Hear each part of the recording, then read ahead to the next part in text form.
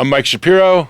And I'm Rodney Matthews. Welcome back to Read the Tape. So we have one of my special friends, one of my boys. We go way back the past few years, but this is just such an amazing person. Jake Miller's coming on soon. But before we get to him, Mike, just want to check in with you, man. How you been? How was your weekend? What's new with you? It was good. So July 4th, of course, is the weekend, and it's busy where we live. So we live at the end of the peninsula, so we get sort of trapped. And so my wife is in real estate, and she's very successful, and she's pretty much sold almost every single house down there. So we raced around to various parties on our golf cart. So it was a lot of fun. Oh, nice. It was a good time. So Okay. how about yourself? What was July 4th? You did it big. So July 4th weekend for me was pretty nice. I got a little crazy. Me and my friends flew out to Chicago to celebrate my boy's 30th birthday. I love Chicago. Oh, my Gibson's. You go to Gibson's? No, we didn't go to Gibson's. Oh, I wish you told me beforehand. Yeah. But no, we hit up some really good spots. Shout out Lou Malnati's Pizza. Okay, Oh, it's really good. Dish. Deep dish. Woo! That's on my diet. It's on my diet. That's okay. That's okay. It's summertime. Okay, we get to enjoy ourselves a little cookout. There you go. But Chicago was so much fun, man. It's such a beautiful city. I couldn't believe how clean that city was. I mean, Really? the sidewalks. Where were you? Like downtown, okay. It was crazy, Mike. Like I'm walking down the street and there was like a napkin on the floor. I'm like, oh my god, should I pick this up? But everything else was so clean. I was like, man, I wish LA could do this a little bit. But it's all good. Chicago was just so much fun. Had to check out the Bean first and foremost. Oh yeah. So yeah, had to go to the Bean. I love Chicago. My wife and I lived there for 10 years. I don't know if you knew that. Oh yeah, we did talk about that briefly. So it's one of my favorite places. Great I still have food scene. amazingly good friends from there. Great food scene. I know we're both foodies, so Yes. I was just The on food the is great. I don't know how healthy it is, but the food is amazing. Yeah, that's not what we care about. I also watched the Bears, so I was just trying to look out and see. That's my show right there. So just such a cool city and different vibes. So I was like, man, me and my girlfriend can't wait to come back and explore more. And then after that, to finish off the weekend and start the week, a brand new show on Netflix came out called Receiver. And my girlfriend works for Netflix. I was lucky enough to be able to go to the premiere. She had to tag me on as an influencer. So thanks, babe. So got onto the red carpet. Do you get free Netflix? I was Sorry. like, don't get me kicked out of Netflix. No, I'm kidding. But yeah, we definitely get a nice little hookup. We get That's preview great. content. So yeah, that's always nice. People will be like, can I check it out? I'm like, nah, I got to block you off. It's just me and my girl. But yeah, that was a really, really fun premiere. You know, I'm a football guy. Sure. Come from the football world. And I played with Devontae Adams at Fresno State. Mm-hmm. And so yeah, seeing him on the carpet and just, it was like a nice little reunion. And so I'm really excited about him and his new show. And it was really nice to go out there and support my girlfriend and my friend in their new show. So yeah, that was a great time. But yeah, that's all I got. All right, I'm going to watch The Receiver. So this is great. Check it out. All right. First, listen to Read the Tape, and then go check out Receiver. There you go. Okay? I like that. That's great. Yeah. So let's all right. go ahead and get into it. Yeah, let's bring Jake on. Let's do it. Welcome back to Read the Tape. Today we are absolutely thrilled. We have a super successful, super famous Jake Miller. He's in the studio. Thank you. What's up, Jake? What's up, guys? That's my boy. So you Super famous. Yeah, super famous. Yeah. Really, really famous. Very famous. So I know, Rodney, you've been friends with Jake for a long time. Yes. So why don't you take it away? Yeah, so Jake and I met a few years ago, and we hit it off pretty instantly. I got a little nervous because we met at a Chargers game, and I stole his seat. So I was just like, oh, my God. And he kind of just, hand right here, he's like, hey, dude, I think you're in my seat. And I got a little nervous. And Jake just like all of a sudden flashed a smile. And I'm like, oh, okay, good. Like, he's a cool guy. I just had to make sure because I was a little nervous at first. At first, I was just so nervous and scared. And then Jake flashed the smile. He's like, no, like, what's up, man? It's all good. You have the seat. And I'm like, oh, my God, this is one of the nicest people I ever met. That's great. Instantly. So, yeah, I was just so honored to have met Jake and his now wife Brandy. But yeah, we've been friends ever since, and we've always like just gotten together and shared good ideas and tips and tricks, and we've really just motivated each other in every space that we're in. So, Jake, welcome to the podcast. Thank you man. so much. Welcome. And let me tell you my 20-second perspective on that whole, There you go. because that's not how it happened. In your mind, it is. I was going over there to say what's up to him because me and Brandy just got done watching your season of The Bachelorette. So I was literally going to put my hand on your shoulder and be like, "What's up? I'm Jake. This is Brandy." And you're like, "Oh, I'm in your seat, bro." I'm like, "No, you can stay there." I was just saying what's up. But anyways, yeah, it was. We've been friends since then. Started working out together. A lot of life chats at Whole Foods. Yeah, it's been fun. It's been fun. Foods That's awesome. So Jake, tell us what your story is. I want to hear like your music. So tell us what that's all about. Yeah, I started making music from my bedroom in like 10th grade in Florida, like 2010. I was just making song after song in my room, putting it on YouTube. There was really no social media back then besides Facebook. So I would just make a music video that my sister would shoot for me. I would put it on YouTube and I would share the link to Facebook. So have you always I mean, did you start early with like music lessons or were you? No. I mean, I back then I was rapping. I was just rapping because I loved like Eminem and Mac Miller, and I was just a white suburban kid from Florida, and I was like,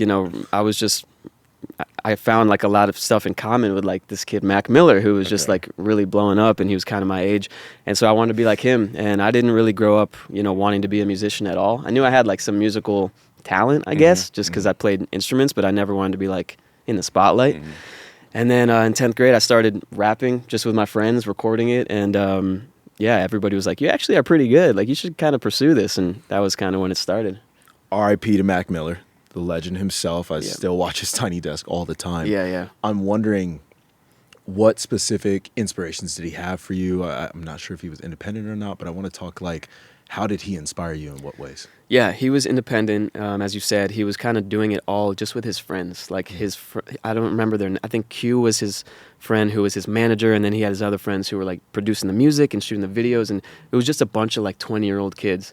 And I'm like, that's exactly what I want. Like, I just want to be like, just like this having fun artist in the suburbs, just rapping with my friends. And I think that was the reason I got into music. Like, he gave me like the inspiration to be like, if he can do it, I can do it. Like, we were kind of the same age. I opened right after Snoop Dogg. He was my second show, opening for him. Crazy. Yeah. So you finally got to meet him? I got to meet him. Okay. Yeah, I got to meet him. He was so cool. Wow. And I mean, honestly, when I think about celebrities or musicians who have passed away, his definitely hits me the hardest, because even though I only met him once, maybe twice, he was like, it felt like he was just like a mentor to me. Wow. He never knew that. Like, I never spent more than 30 seconds with the guy. But he was really the reason that I had like the courage to come out of my shell and make my own music. Yeah.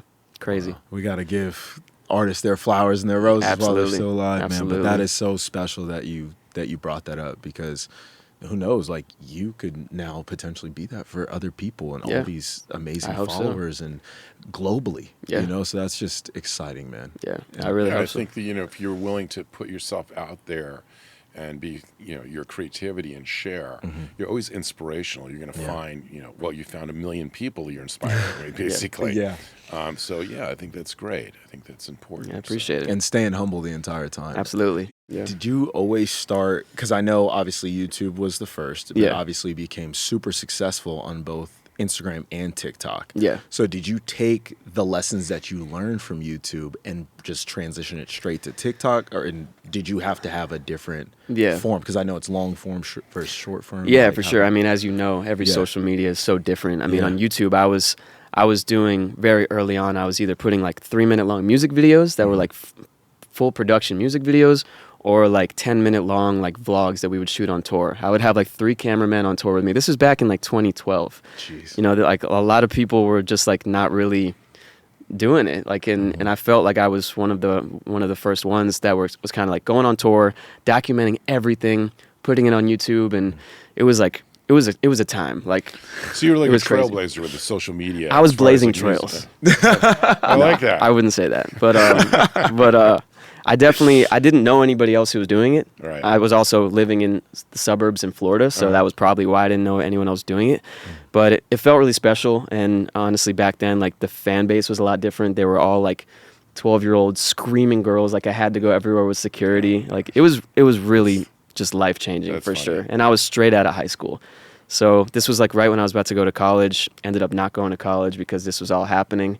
Signed a couple record deals, and yeah, it was a lot very quick. You're really successful at this. So, yeah, thank you. I appreciate it. I mean, it's been a really crazy roller coaster of an industry. Every day is different. I've signed record labels. I've signed record deals. I've been dropped from record deals. I've gone from manager to manager, different teams. I've been doing it for 10 plus years. So I've seen the greatest parts of the industry and the shitty parts for sure. Yeah.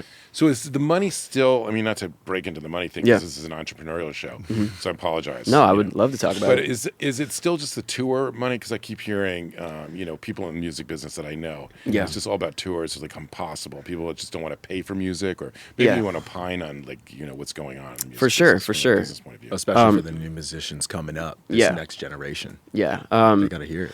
So most of the money that I make through music is definitely touring. You know, we sell meet and greets at every show, which is like $100 for a meet and greet, which is, before the show we get to take a picture, we get to hang. You got $100, so they take pictures of your teeth. Yeah, Okay. just my teeth, not even my face, just a zoomed in picture of my teeth. It's a meet and greet. We try to make it a whole nice experience where there's like a VIP, acoustic thing, and I understand that's a lot of money, and a lot of kids are, broke or saving or in college, so I value money a lot, and I appreciate when people, spend that.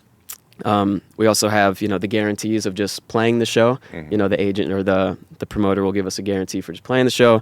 We'll make a little extra money if we sell it out. We also sell merch, which is great. So I really, put a lot of time into designing the best merch.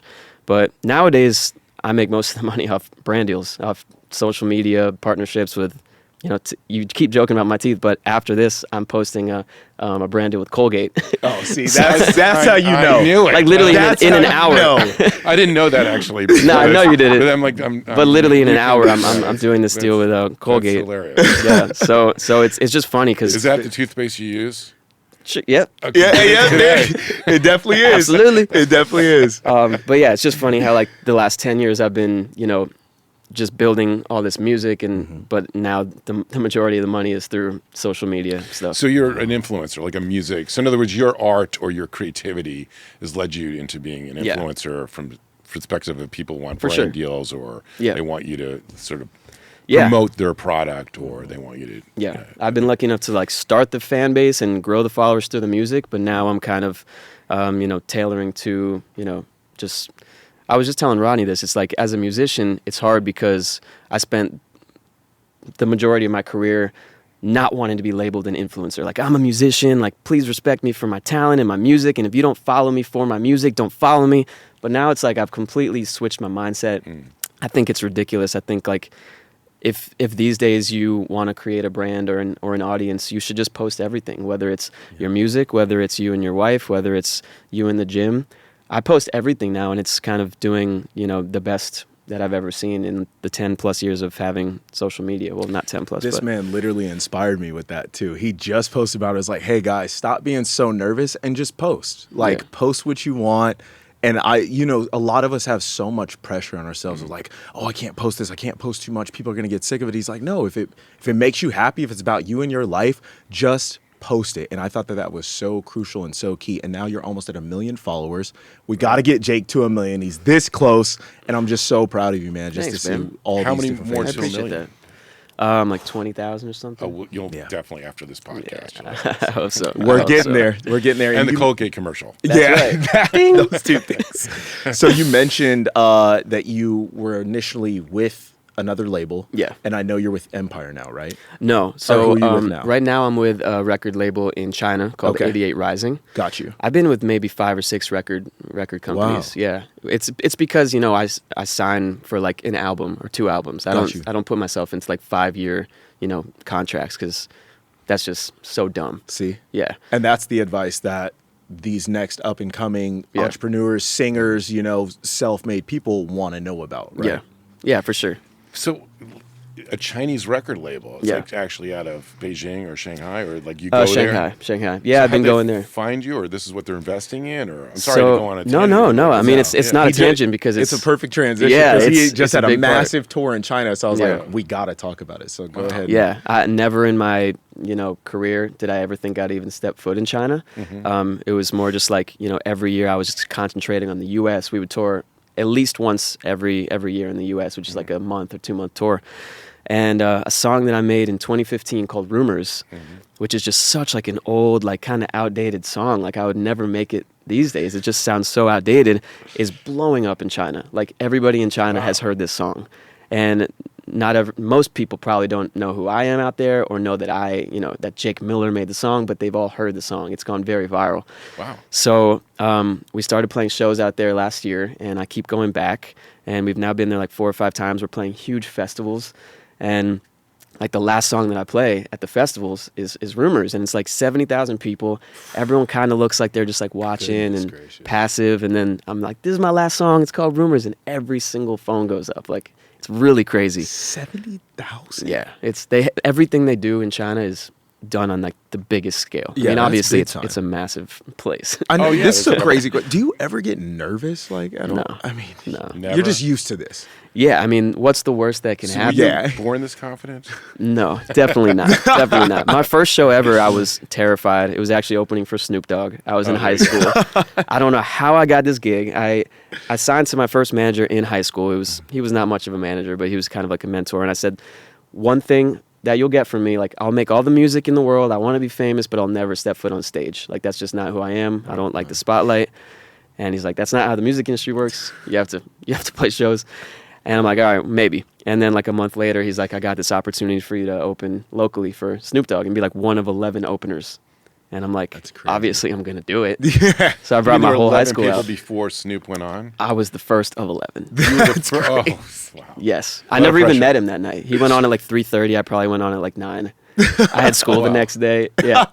But I brought all my friends on stage with me just to kind of like be my hype man because I was terrified. Like I was just looking at the floor the whole time. Like I only had 3 songs out, no fans. Is that on your social media right now? It's probably on YouTube. Yeah. All right, good. All right. Yeah. We gotta It's look terrible. that up. Yeah. It's terrible. But that was the night that made me fall in love with performing. And after that, for some reason, it just like something flipped in my brain, and I've never been nervous really to step on stage since then. Wow. Does it like? Is there? You get an energy from the stage? Like, Yeah. do you feel it before? Like, what happens? Like, do you look out? You're backstage. You look at the audience first. Do you vibe it? Do you change things around? Like, do you? That's a great question. Yeah, that Do is you a good have, like, question. Routine or ritual beforehand? Not really. I mean, my band, they're my best friends. My drummer Kevin and my guitar player Dan, and we just kind of, we just hang backstage and we listen to some music and maybe we'll have a shot. But then it's like the second we step on the stage and like the bass from the stage and the music starts, you feel it immediately. And So then you're on. yeah, it's like So I the become a audience different feeds person. you, or is it like? Yeah. So okay. Just seeing that many people just completely turns me into a different person. And then I step off stage and I'm just like back to the chill. Is it chill version of me. exhausting? Like you have this energy. It's like back and forth. Is it exhausting when you're done? Like, whoa. It's kind of like a come down for sure. Yeah, it's definitely a come down because it's like this epic feeling of like, oh my God, like I just feel on top of the world, and then you're just like back in your hotel room. Like, did that even happen? But it's a really, I think it like keeps me on my toes and it makes it exciting because it's like sometimes I'm feeling low but I know like next week I have a festival and I'm gonna feel like super super high, and then it's just such a roller coaster of an industry. So many emotions. Like a normal set for you, how long would that take for you to like be on stage? How long does that look like? For festivals, I normally do like 45 minutes. For like a headlining show, it's about 90 minutes. Wow. I mean, I have hundreds and hundreds of songs. Oh my God. And you've memorized all of these. Yeah. So it just comes to you. Yeah, I mean, I've written all them, so it's kind of hard for me to forget them unless they're songs that I wrote like a long time ago, which it'll just take me listening on the plane for like 2 songs through, and then Jake I'll doesn't remember. need a ghostwriter. This Okay. would be like a disaster for me. I can't even remember what I had for breakfast. I don't have a good memory either, I'd honestly. have to have like cards or teleprompter. Or, You're like, Yeah, I don't yeah. remember anything else except these 100 songs. It's true though. Yeah, I don't really remember much about like last week, like seriously, but for some reason like these songs have just been like engraved in my brain.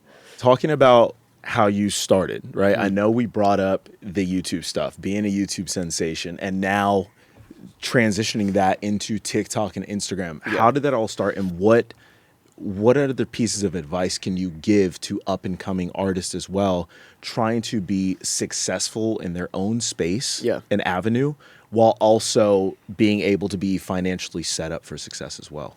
Yeah, totally. I mean, financially, I started because I took all the money that I made working at like Publix, my local grocery store, and Cold Stone, and this country club. I had a lot of jobs when I was like 15 and 16. I just wanted to make money.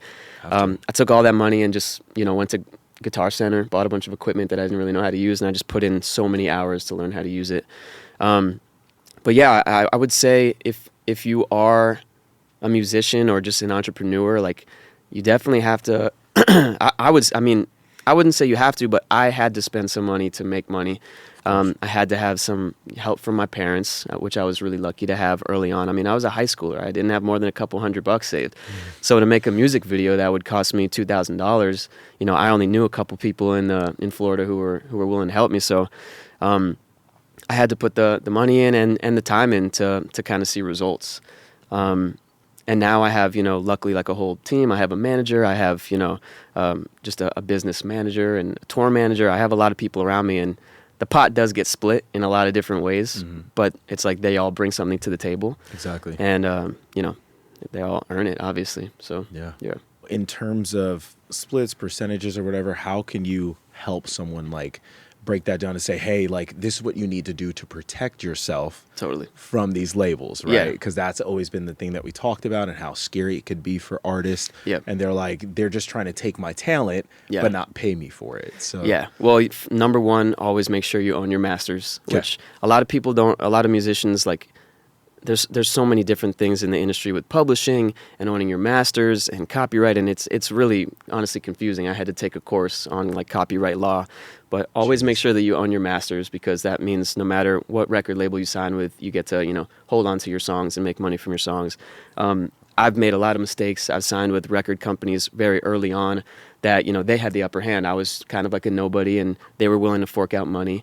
But then they had me in like a chokehold for a couple of years, and they would tell me what kind of music to make, and that's just the worst when you're a musician. Like you want to make the music that you want to make, and the music that you think resonates with your fans. And so these days, record labels I think are more and more irrelevant than ever.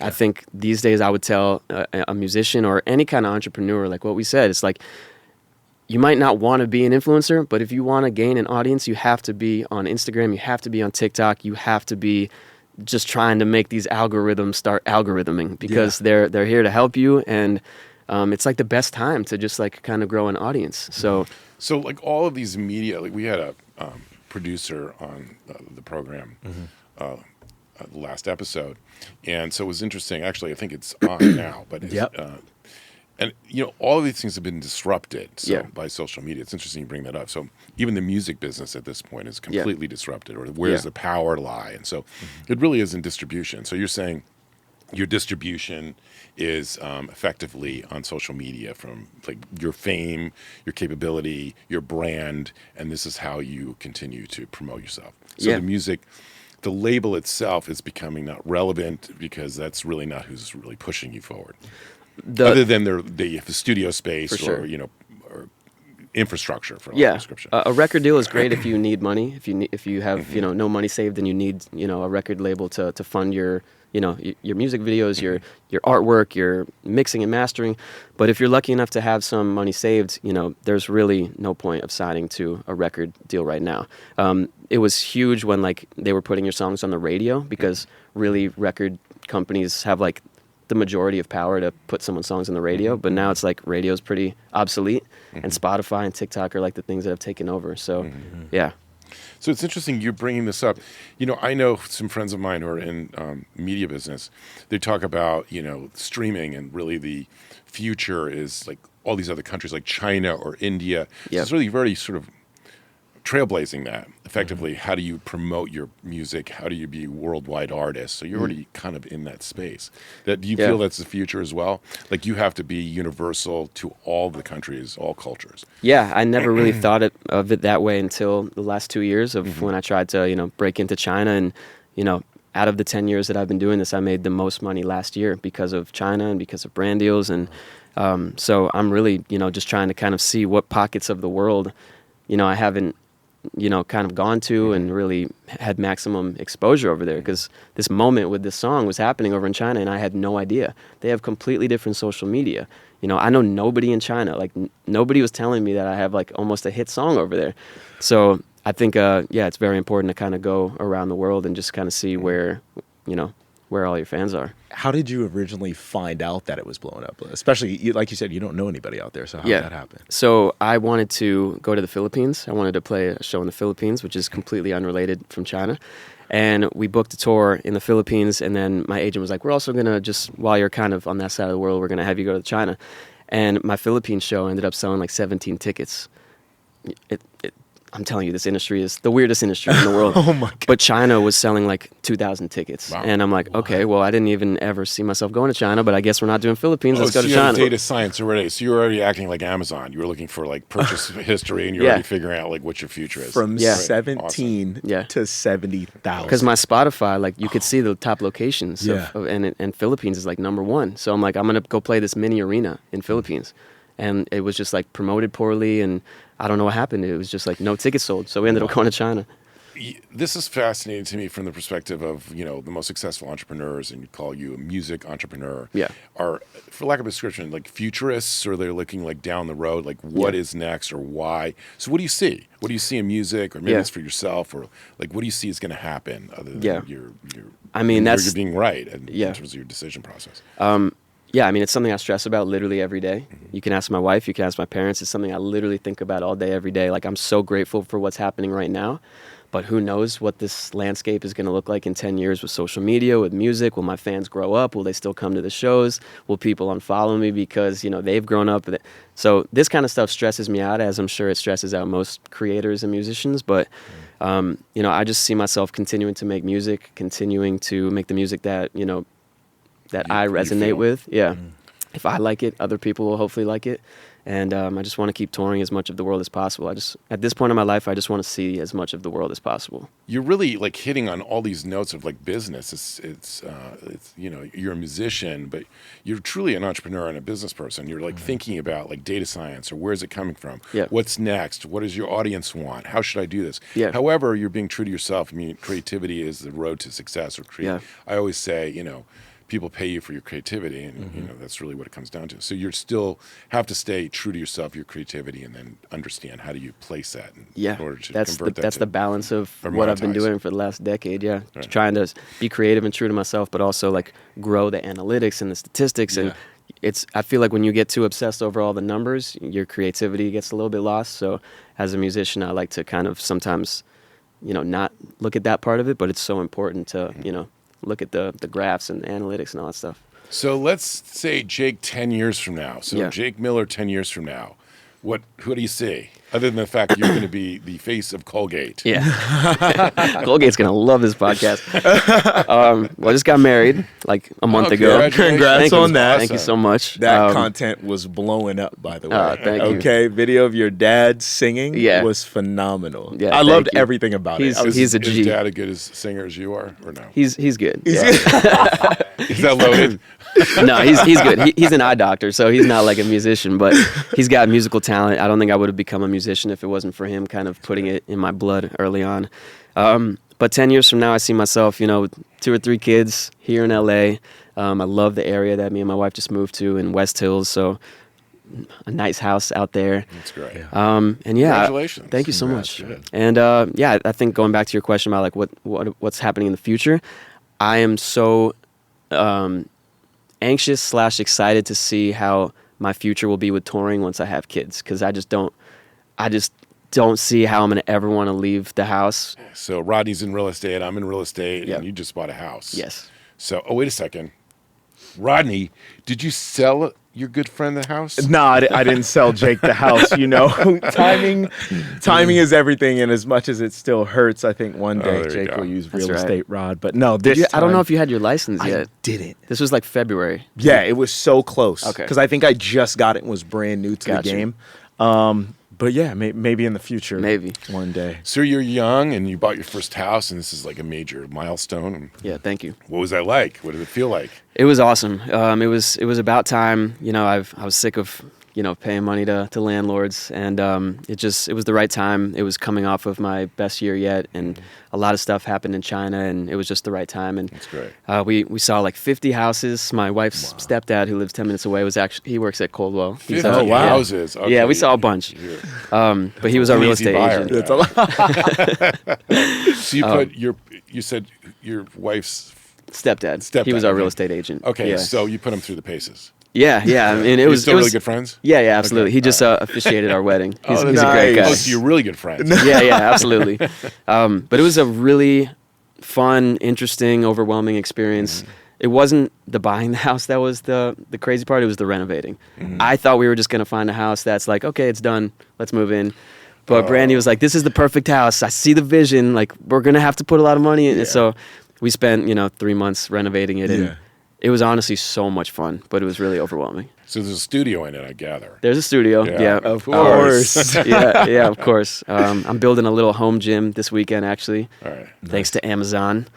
And so you're a fitness guy and a... yeah. Oh, wow. So it's really important to you. As well. Yeah, I go to the gym every day. Yeah, I don't, there's just something about it mentally that I just am my best version of myself when I'm in the gym. That's great. Jake and I started doing workouts together, and I was like, cool, I learned a lot. I still stole some stuff. That's right. But no, I thought I was strong, and then I started working out with Rodney. I'm like, I can't work out with this guy anymore.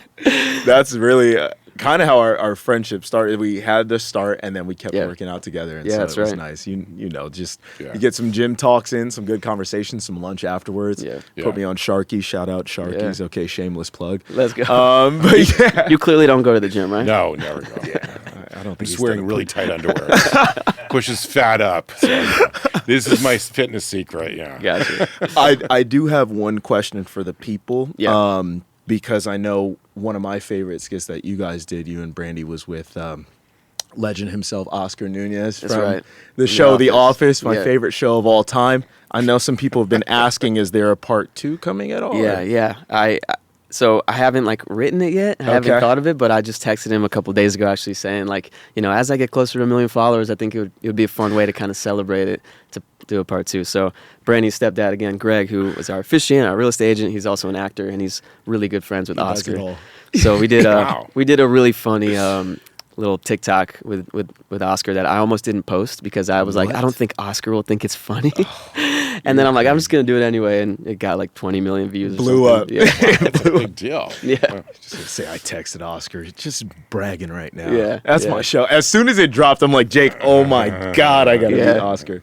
We invited him to the wedding, but he couldn't come. But that's okay. Great guy. How do you balance being a successful artist while still being a successful content creator too? Like, how do you schedule and plan all this stuff and brand deals and content creation? You have your wife, you have so much going on. How do you do all that? I don't really schedule it. It's more just I wake up one day feeling super, in the mood to write a song. And then some days I'm just it's a beautiful day out. Maybe me and Brandy can go in the backyard and be goofy and funny. And it's really just how I'm feeling that day. But it's all equally important these days. And I know so many musicians who just won't make content out of music, and it's so important to just show all aspects of your life. It doesn't make you any less credible as a musician to show your followers other parts of your life. Yeah. So yeah, I mean, every day for me is different. Some friends ask me what's my day-to-day life? Literally every day is different. Yeah. Some days I'll spend it. Are you literally having a videographer with you at all times, or are you doing this yourself? No, that was 7 years ago. Okay. Yeah. Now I have one videographer with me on the road when I go do shows, but when I'm home, it's it's just me and my wife, and we just do a bunch of at-home iPhone content. But are you editing this content? Or yeah, are you just I actually love editing videos. He does it all. It's one of my favorite things to do. I love editing videos. It's crazy. It takes a lot of time, doesn't it? Yeah, I mean, for me, not really. I've been doing it since I started making music videos in high school. So I really enjoy opening a video editing app and just kind of splicing it all. And I even bring it into my Logic and I soundscape it. So it's so fun for me. Is it literally your edits or your social media? Is it writing a song, or is it is it music? So it's mathematical. Yeah, I mean, it's kind of like making a song. You have to sit down, you have to be creative. You have to make it look and sound aesthetically pleasing. And, the more I do research on what works on social media, the more I kind of, know the little hints and tricks and what works for me and my audience. So it does require almost as much work and brainpower as writing a song, which is crazy because it's just a random video of us going to Disney. But it's if you want this to blow up and if you want to gain followers from it, who will hopefully funnel into my music. Everything I do is to funnel into music. Everything I post, it's hoping that people will follow me and discover that I'm a musician and go listen to my music. That's everything for me. This is really good advice for everybody. Yeah. I mean, it's not only with music, but I mean, again, this was natural to you. You're just a naturally born. I'm not trying to be become facetious. Natural. Okay. It was not natural when I was in high school, but it's become natural, and it's just something that we do every day now. Whether it's writing songs or making content, not a day goes by where I don't do one of the two.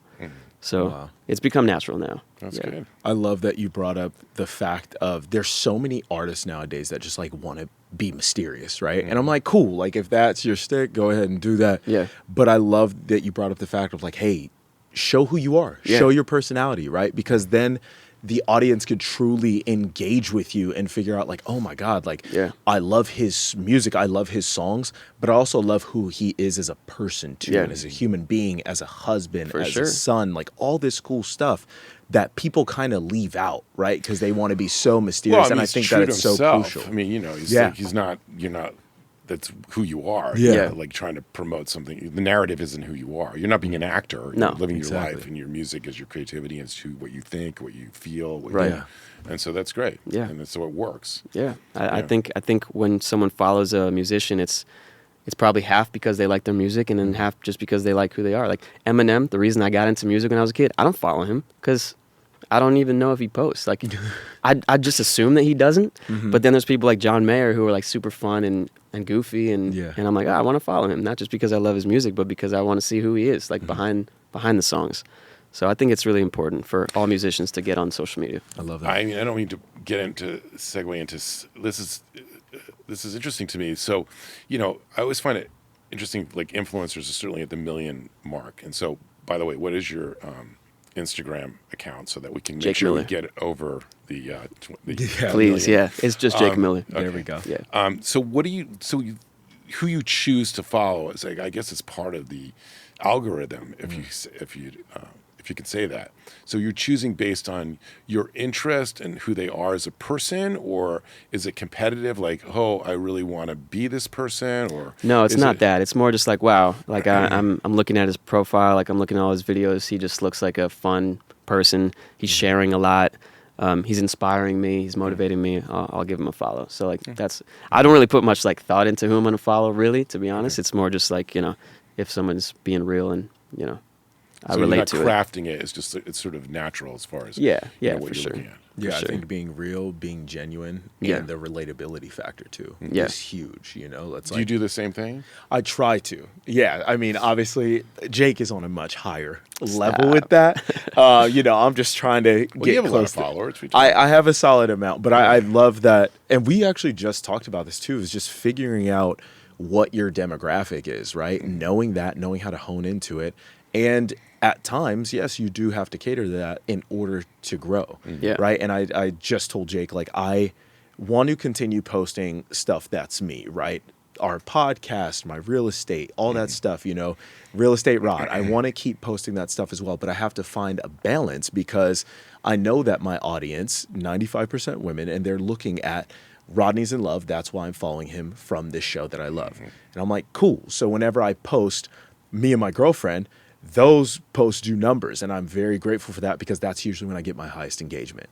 But when I post some stuff like whether it's real estate and stuff like that, they'll be like, okay, that's not really why I'm following him. I could swipe and just keep it pushing, you know? So I think it's the beauty in it where you can figure out and hone in on your craft and your engagement and your following of what exactly is going to work. Yeah. And so, I like that part of it. And I know we've had this talk before. Yeah. We just had it again right now. But it's always nice and intriguing. Yeah. Yeah. No, to for say sure. the least, man. Like my music content probably performs the worst, which is like disappointing, Which but is it's like at the crazy. same time, it's like, I understand. What? Yeah. I mean, I feel like a lot of people don't want to see Mike's other like, wait a people minute. promoting, you know what I mean? That's wow. Yeah.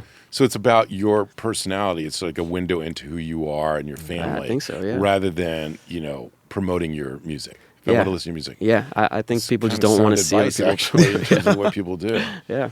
Have people ever said that to you, like in your DMs or whatever? Like say you're inspiring me. Do you respond? Do you have somebody managing that for you? Because I mean, how do you manage all that? Yeah, no, nobody managed my social media. I see as many DMs as I possibly can. Wow. I think the thing that's hit me the most over the years is I've seen so many people come to my shows with my lyrics tattooed on them. You're kidding. Wow. So many. Like it became a thing for a little bit. I even had like a couple songs that kind of like mentioned it. One song called 8 Tattoos where we, even on tour, we had a tattoo artist come with us on tour and would tattoo artists backstage at my shows.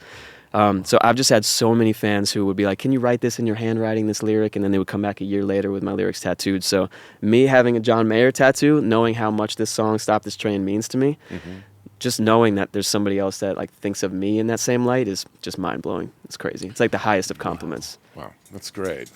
I think it's also great that you're thinking like from a marketing point of view. I know it's meaning. I'm not trying No, for sure. No, I just mean minimize it's meaningful to you, but like the fact that you brought a tattoo, like how do I market this? What do I do? So I think that's like I said, it's important and it's creative and you're inspiring people. So that probably feels really good. When it does. It does. Nothing feels better than someone who says like, your lyrics are literally on my skin forever. Jeez. Like, how can anything be a higher compliment than that? Would not be. So. Yeah. Do you bring them on stage and point it out? No, honestly, there's so many. I would meet maybe 3 people at every show with my lyrics tattooed. You should probably like have a competition. Like, this is the best place that I saw this. Or I've seen people with like 7 or 8. Yeah, it's crazy. Wow, it's crazy. I have some really great like diehard fans. Oh my god. Yeah. Shout out to the fans. Okay. That's right. Well, I mean, I'm going to follow you right now, so I'm going to do this please. right now. So, we're getting one closer to That's right. The million The mark. million. And so you're just an extraordinarily charismatic individual. I mean, I have to say, and like you vibrate in the studio, and I think you're going to achieve whatever you want to achieve. I mean, I've been around a lot of people that have been successful in various parts of their career. And so, I mean, you really have it together. And you also is like a natural entrepreneur as far as, organizing yourself or discipline and understanding that you need to read data or, where are people listening to my music. And also you're true to yourself, which is great in your creativity. You're true to what you're trying to express, which is important because people will always read liars. They always say the camera reads if you're lying. And I think that's true. Yeah. And so, I think that's really awesome. And I appreciate really that, man. That's excited so nice. for your future. And so I'm going to follow you right now. Please. There we go. He's There's newer one to other all this, question. okay? Be patient One with other it. question. What's your favorite song of Jake's? And do you need to read the tattoo? I'm sorry. That's this crazy. This isn't my song. This is John Mayer's song. Can you imagine? If I had my someone songs else? tattooed on me, that'd be a little crazy. That'd be awful. Yeah, Actually, that'd be really fun. I didn't think, I definitely didn't think that you were going to hit me with this one, but it's all good. So Jake originally gave me one of his records, and obviously a huge honor. That's my boy. And my old roommate stole it. So Nate, I'll come find you after this. But I know you just dropped Mini You. Yeah. Right? And I told you last time that I do love Overnight. That's a hit right Thank there. you. That's a hit. Appreciate that. But the thing about Mini You that like hit me, bro, is that before you drop that, I have always talked to my girlfriend like about our future. We're very futuristic and always talk about that, and we're very intentional. And so I've always like joked with her, but very serious of like, man, just one day you got to give me a Mini You. Like I just want a mini version of Airy, right? And just give me a little girl with your face. And my life is made. And so once you dropped that song, bro, I was like, and even the cover of it, I was like, this man, Jake, is just, you just read people's minds, but like, you know what your audience wants. And man, that song is just so special and so beautiful and just everything you did with it and how you honor your wife. And it's just something I appreciate that, man. It inspires me, man. Thank you. It inspires me. So I got the thought of having, kids and having little versions of Brandy running around the house makes me so excited. Yeah. So excited. One day, man. God willing, bro. Hopefully not too far from now. Jake, my guy, we just want to say thank you so much for taking the time to be here today. Of course. Introduce yourself Thank you to guys. Mike, Thank you, man. Jake. Yeah, you guys are awesome. Absolute pleasure, it. and I'm looking forward to you being a giant. I'll see you everywhere. Thank you so much, man. On Appreciate stage and that. screen. So I hope so. Great. Let's get this man to 1 million followers. Let's make it happen, Let's guys. do it. Thank you, guys. Thank you for having me. Thank you. Of course, man. Thanks for being here, brother. Of course. Appreciate you. Thank you, Rodney, for introducing me to Jake. What a great young man and extraordinary success story already. And he's, he's really incredibly charismatic, and he's just has his natural business instincts. And I'm going to definitely use Colgate toothpaste from now on. Yeah, don't go with Crest after this episode. Right. No, he's, as you can tell, man, he's just a great guy. He's very magnetic. And, there's a reason he has such a massive platform and audience and following and fan base. I mean, he's phenomenal at everything he does. He's so talented. He's so genuine. And I think one of the things that I took from him today, especially for the new up-and-coming artists, is, hey, be yourself. You know, that is something where so many people get caught up like, oh, I'm an artist, I gotta be mysterious. I'm like, you know, for guys like Jake or for the other artists like that, they get to see how special it is when a fan can engage with you and also look to see like, hey, I can relate to this person. They're funny, they're enjoyable, they care about other people. That is what's so special about it. So I'm so glad he brought that up. Yeah, and I thought it was interesting to like see that he was going internationally understood, just like these streaming platforms understand that's the future. Yes. He is already doing that. Yeah, he's like natural. He's already like listening to data. He's like adjusting his platform. Yeah. And he's also understanding that, as you said, engaging with his audience, you know, and being pure or true to himself and just being, you know, real, which is overused, but you know that's effectively what it is. And I should definitely get him in touch too with Chad and Todd from the last episode, for sure, and kind of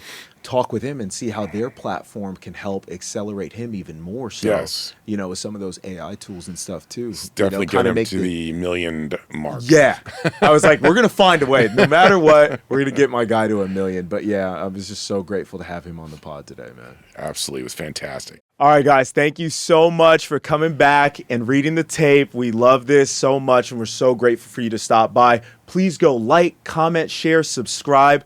All of our platforms, you know we're on them all, okay? But I'm going to challenge you to do one further, okay? Please go ahead, rate us 5 stars, leave a review, and join in on the conversation, okay? You already know we have some great guest stars, but I know you guys got questions for me and Mike, and you also have some comments. Whether we're doing a good job, bad job, let us know. But either way, we're really excited. I don't want to know about the bad job. Yeah, if we are doing a bad job, leave that review out, okay? Only give us the 5 stars, all right? We deserve it. I'm kind of sensitive, all right? Yeah, we got feelings too on this show, okay? But no, either way, please go ahead and join in on the conversation, and please leave us a review. We're very grateful for you guys tuning in on Read the Tape. Lastly, I'm Rodney Matthews. I'm Mike Shapiro. Thank you for watching, listening, and tuning in. See you guys next time.